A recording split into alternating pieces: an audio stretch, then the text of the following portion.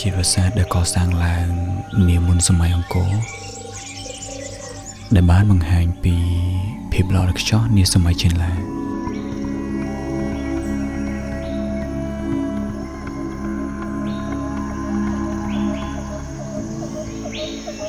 ដោយរចនាបថនៃប្រាសាទមួយនេះវាយកទម្រង់តាមក្បាច់ផ្កាឈូកដែលមានន័យថាភាពបរិសុទ្ធ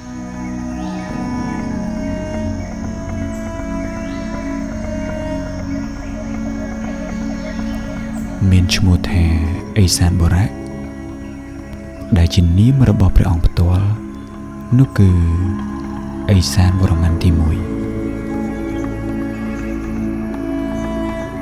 ដែលកសាងឡើងក្នុង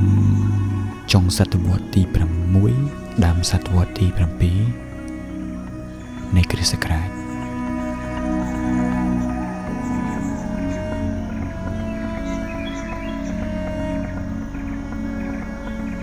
ដែលបច្ចុប្បន្នប្រាសាទមួយនេះវាស្ថិតនៅចំចំណុចកណ្ដាលនៃប្រទេសកម្ពុជា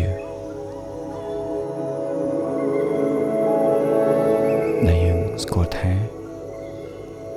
ប្រាសាទសម្បូរព្រៃគុក